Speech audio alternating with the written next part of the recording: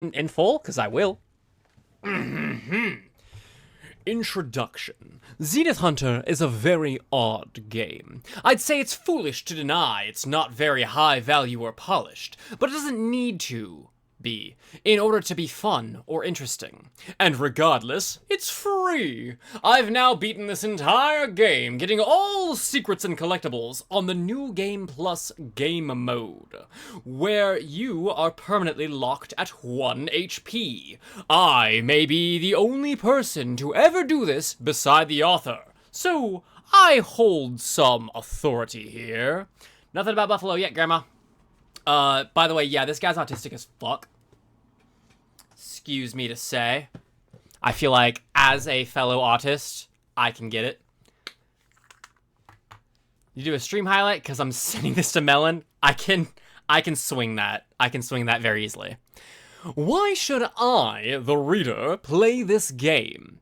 Enjoying this game is counterintuitive to what you might expect. It's frustrating and extremely difficult. If you play it, your goal is to find ways to overcome challenges that seem nearly impossible by developing consistent strategies for each of them. Yeah, man, a platformer, I get it. With mechanics like weapons being strong, but disappearing if you get hit. Oh god, it's a Ghost and Goblins like. Fuck! Anyways.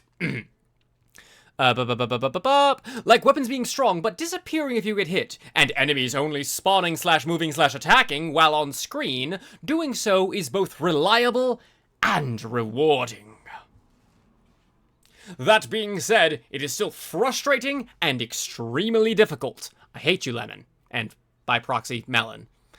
Wait, no, hold on. Fucking, that's an anagram. Are you the same guy? Are you doing that thing again?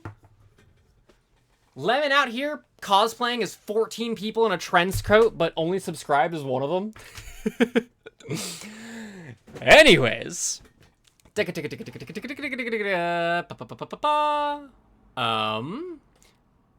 Playing it requires an almost meta perspective, because in many ways, you are actively fighting against the game's controls and levels. If you don't have the tolerance for that, this probably isn't for you. Then again, little point in not trying it, since it's completely free and only takes up 8 megabits. Bytes? Bytes. Not megabits, that would be tiny.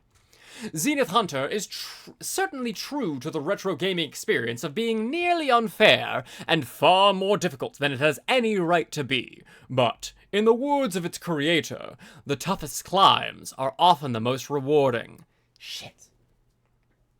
Those words do get me every time. Hold on, I lost a thing. I need to find said thing, and then we'll get back to it. There's thing. I found thing. I don't believe you. Lemon, Melon, the dots are there. The dots are there, my guy. What are the game's flaws? While Zenith Hunter certainly falls short in some areas, like graphics, these are not active detriments to the game. However, there are a few such detriments. My guy, if you actually watch this, don't use the same word like in the next sentence. It's just tacky writing. It sounds a lot better and it flows a lot better if you like switch it up.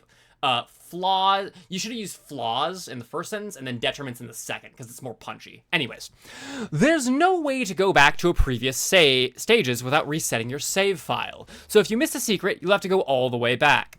Fuck that, I agree with you.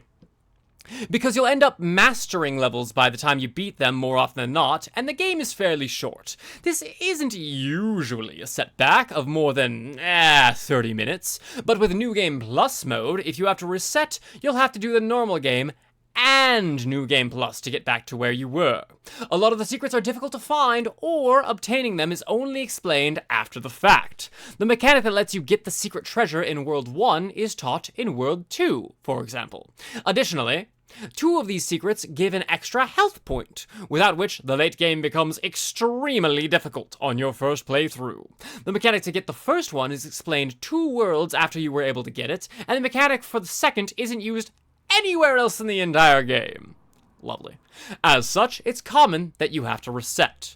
Bosses are extremely difficult, but the first and last ones are easily cheesed by simply getting in one hit without taking damage, and then abusing iframes to tank through the rest of the fight, since their iframes are as long as yours. Huh.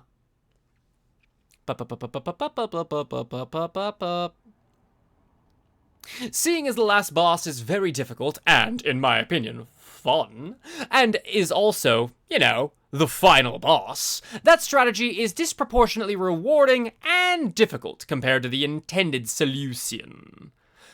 Final detriment, there's a frog at the start of one of the levels in World 4 that blocks a chest if you take too long to get it, and it greatly annoys me on a personal level. Alright, we're playing the fuck out of